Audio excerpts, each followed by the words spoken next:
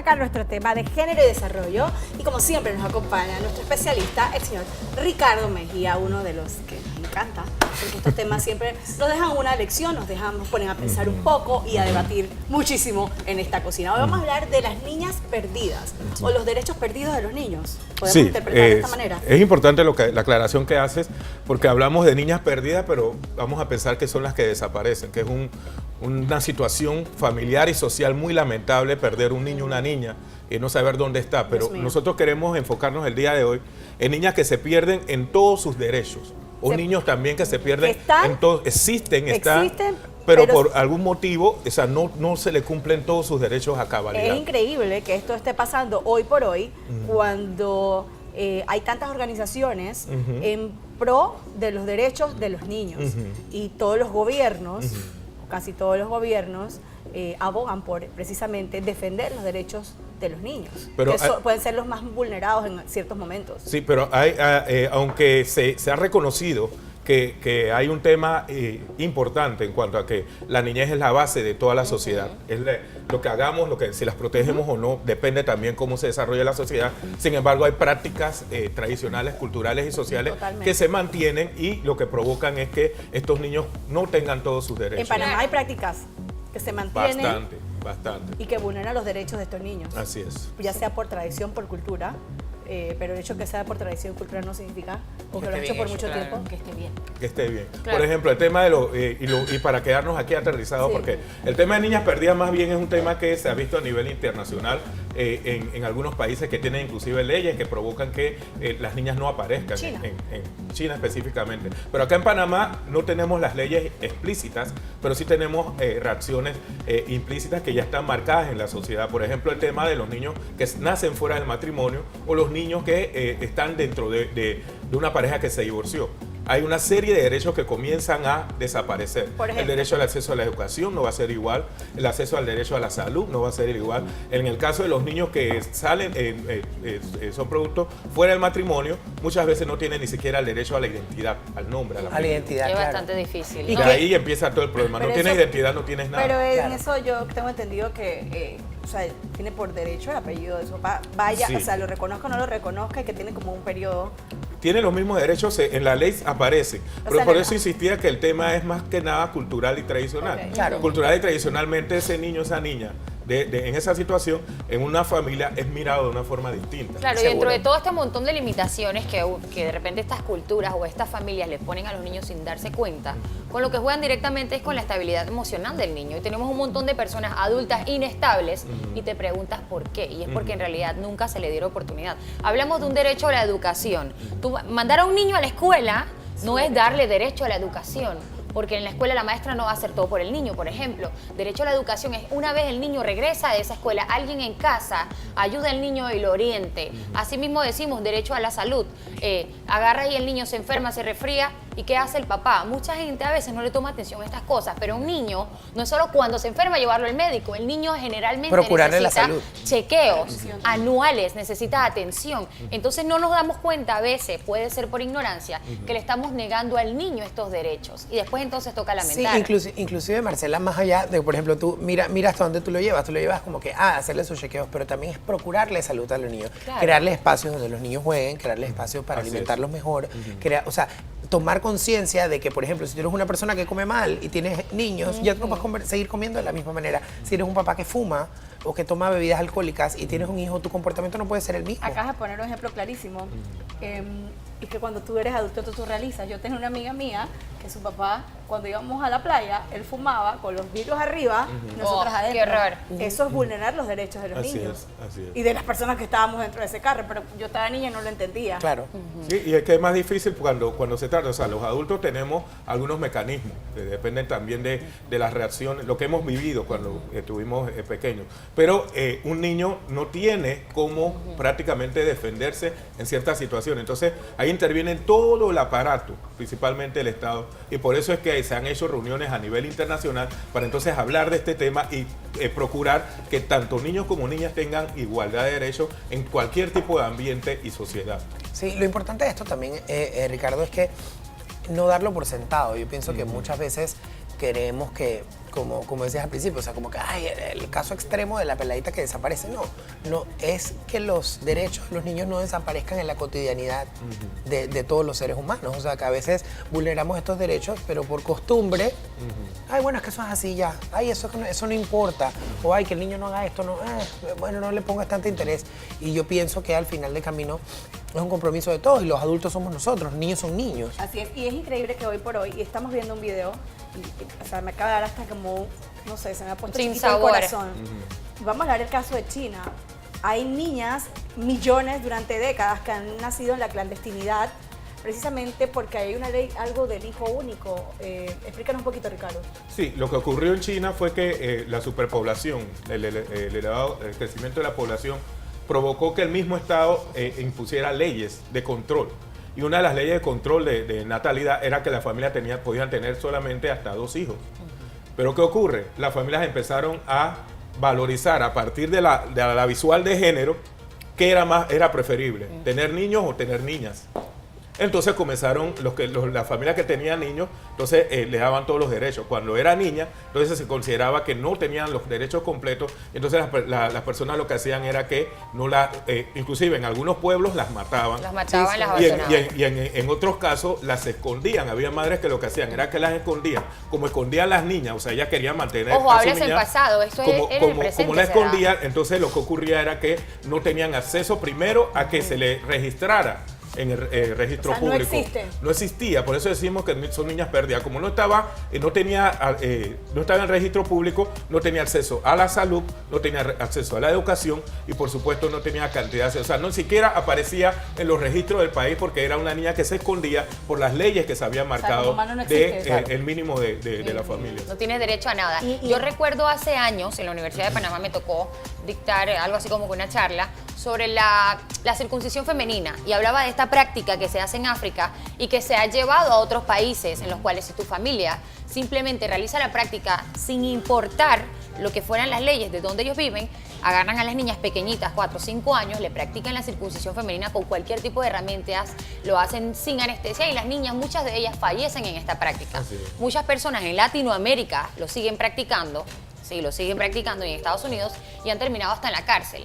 Por ejemplo, esto es un caso extremo, pero hay cosas en Panamá que de repente, si yo como vecina veo que hay un niño que está siendo maltratado, que está siendo privado de ciertos derechos, ¿cuál es el papel que juego yo? Porque generalmente el pensamiento que tenemos como panameño es que en eso no me voy a meter porque eso no es mi vida y voy a evitar un problema con la vecina, pero yo tengo un deber. ¿Qué hago entonces? Donde tú lo ves tienes que denunciarlo inmediatamente porque las leyes también llaman la atención de las personas que no denuncian estos casos. Hace poco en Colombia, en nuestro país vecino, en Bogotá precisamente, se generó un homicidio, un femicidio de una niña de 7 años, indígena, en manos aparentemente de una persona de una familia muy pudiente.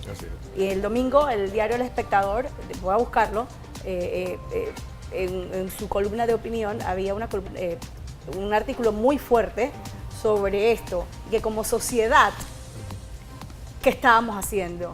Y cómo veíamos esto a veces se estaba volviendo como normal y que eso no debía de pasar. Inclusive como sociedad, a veces la misma sociedad, los mismos grupos sociales promueven este tipo de prácticas. Claro, el ejemplo que presentamos en China es un ejemplo extremo, que el mismo Estado llevó a cabo una acción, una política pública que provocó una reacción negativa de las mismas familias. Sí. O hasta cierto punto positiva porque la mujer tiene una niña, ella quiere mantener a su niña, entonces buscó la manera de... Entonces la que no fue la mejor manera, pero provocó esto.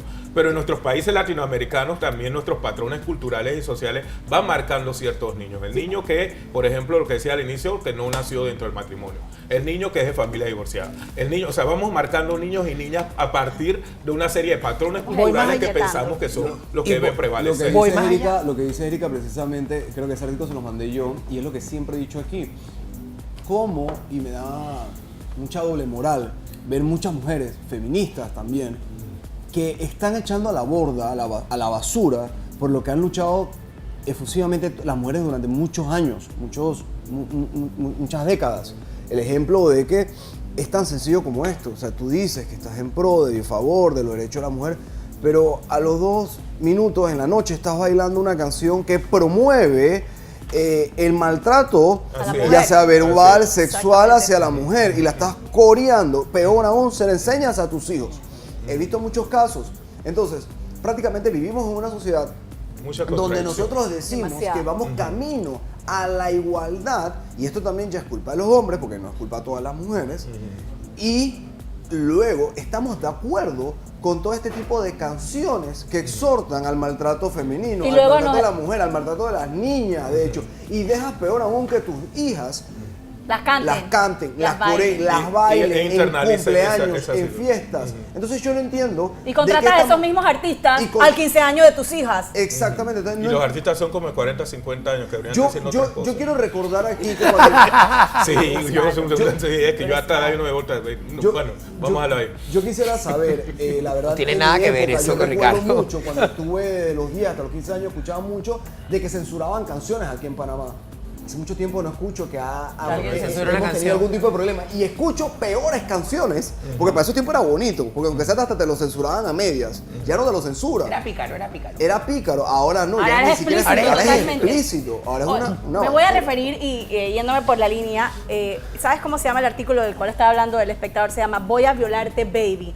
Tú lo lees y nos escandalizamos como sociedad. Voy a leer le voy a pedir a la producción que me dé un momentito nada más. Dice, cuesta creer que un ser humano sea capaz de cometer un hecho tan atroz. Podemos tranquilizar la conciencia social pensando que se trata de un individuo defectuoso. Sí. Pero ¿cómo explicar que este individuo haya recibido la colaboración de muchas personas, entre comillas, perfectamente normales? Porque ese señor que cometió este atroz crimen fue beneficiado con muchas otras cosas gracias a sus hermanos. Mira lo que dice aquí. Por ejemplo, la hermana del asesino que lavó el cuerpo de la niña con agua. ¿Cómo una mujer puede hacer eso? Y luego la ungió con aceite para camuflajear los fluidos del asesino y confundir al legista. Este es uno de los hechos. El otro, por ejemplo, el hermano abogado, o sea, una persona estudiada, que sugirió el uso del aceite y le aconsejó a Rafael que se metiera 4 pases de cocaína para provocar una taquicardia y ser internado en una clínica. Tercero, a propósito del atenuante de que si el sujeto estaba drogado, es ridículo. En el mundo hay miles y millones de personas que se drogan o usan estimulantes y no violan ni asesinan niñas ni mujeres. El que es caballero sigue siéndolo aunque se tome 10 copas de cualquier cosa. El guache es guache aunque se tome agüita de valeriana. Una duda. Aquí habla el apellido de la familia esta. Dice que parece un equipo perfectamente sincronizado, con roles bien asignados. Hay un señor violento que viola, golpea y asfixia. Hay una señora fría que manipula la escena del crimen y un intelectual que los asesora y se encarga de la coartada, los detalles técnicos y las sustancias adecuadas. ¿Cómo entender que una clínica, ahora esto es mucho peor, donde la atención es lenta para cualquier paciente que no esté clasificado como que no esté clasificado, vuelen a internar al asesino y le practiquen un proceso delicado como un cateterismo express sin necesitarlo para cubrir las evidencias? ¿Cuántos días y trámites debe cubrir un individuo normal, real o un enfermo real para recibir estos cuidados? ¿Cuántos han muerto sin recibirlos porque le faltó un sello o un trámite en un momento determinado? La clínica incurrió en una práctica criminal de complicidad por encubrimiento al proporcionarle al asesino excusas conducentes a impedir su captura y coartadas para atenuar su responsabilidad. Y al final hablan, por supuesto, de todas las canciones y de estos artistas que explícitamente comentan dentro de sus letras y apoyan lo que es el maltrato, la violencia contra el género. Y lo femenino. peor es que estas personas que cantan estas canciones no necesariamente hacen estas cosas en la vida real. Y entonces lo que digo es, ¿para qué tú compones una canción o haces una pieza musical donde provocas a que la azotes, que la no sé qué, y que la esto y que lo otro? Tú no lo haces en tu vida. Y inclusive, si le preguntas a esta persona si lo haría en vida real, te dice, no, yo nunca lo haría, eso está mal. Pero es que eso es lo que estás promoviendo. Yo no sé si la gente reconoce el efecto que eso tiene sobre la gente. Para mí el problema no es el que lo produce, él puede producir lo que le da la gana. El problema es las mujeres que como que son madres como yo, que jamás le permitiría a mi hija que escuche ese tipo de música. lo que El pasa problema somos nosotros como sociedad, porque para que haya un producto tiene que haber un consumidor. Y nosotros somos los que estamos consumiendo basura. Entonces más cuidado con lo que hacemos con nuestros hijos. Lo que pasa, Yossi, es que no, es como tú dices, ningún hombre, absolutamente nadie lo hace. lo que ellos cantan, absolutamente, eso es un mundo abstracto en el que vivimos los hombres machistas. Y normalmente tú lo puedes ver en tus grupos de amigos o en cualquier grupo de amigos que tú dices que esa man, yo la tengo, no sé qué, y así, y mi mujer, no sé, y es mentira, la que manda es ella, y la que toma las decisiones es ella, o sea, esa es la triste, no se rían, porque es en serio, la cosa que vivimos en un mundo tan machista que nos cuesta aceptarlo, que te cuesta aceptar que amas a tu mujer, que te cuesta aceptar que la quieres, te cuesta aceptar de que realmente son una pareja y toman las decisiones en pareja, o inclusive ella toma algunas decisiones porque es mejor que tú en muchas facetas más de tu vida. Pero lo que tú le quieres mostrar al mundo es que tú eres el gran papi rico que le va, y perdóneme que estamos en horario matutino, que le va a dar a todas. Y también vivimos en un mundo donde todavía se le sigue exigiendo a las mujeres de que busquen al millonario, que busca al man con plata y entonces bajen la cabeza y sigan adelante. Y vivimos también en un mundo lleno de doble moral que promulgas ser una mujer independiente y luego en la noche estás bailando el reggaetón ese bendito que yo digo que hay que cancelarlo todo a excepción de muy pocos artistas. Y que yo como Joey Montana, que es uno de los pocos que canta algo decente y lindo y bonito, la verdad.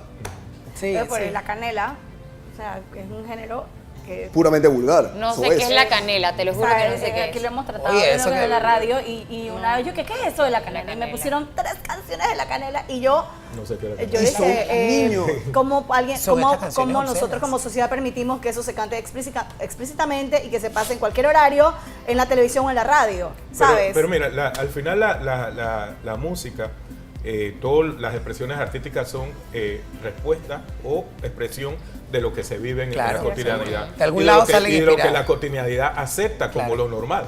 Y los patrones que la cotidianidad acepta. Entonces, todas estas respuestas son las que se dan. Nosotros tenemos el tema de que tenemos que trabajar mucho el tema de la educación en igualdad. Tenemos que trabajar mucho el tema de la educación en igualdad, sobre todo a niveles de los pequeños y las pequeñas, pero ocurre que dentro de los mismos centros educativos no consideramos que hay igualdad entre hombres y mujeres. Y dentro de las mismas... En las mismas instituciones Claro. no consideramos que hay igualdad entre hombres y dentro de mujeres. las Entonces, mientras estemos en esta situación, vamos a continuar teniendo situaciones. este tipo de respuestas que son aceptadas, lo decía muy bien Marcela, que está el tema del artista que manifiesta una canción que va en contra totalmente de los derechos de las mujeres, pero la sociedad lo acepta y se promueve y cada vez que sale una sale más, Así es. y la gente responde positivamente, vamos a decir positivamente, pero responde con mayor en masa a ese Así tipo es. de expresión. Muchas Y lo da gracias. por correcto. Gracias, Ricardo, por estar con nosotros. Permítenos entonces tu información de contacto. Sí, como no, como siempre, @MejíaMillerR es mi Twitter. Y ahí, bueno, compartimos, sigan pidiendo temas como este y demás, y sigamos en el debate y en la discusión. Tenemos que transformar nuestra sociedad y cada uno de nosotros tiene un rol en eso. Así es, muchísimas gracias. Y esto es de manera integral. Preocúpese por criar niños que sean adultos con una mente y emociones estables.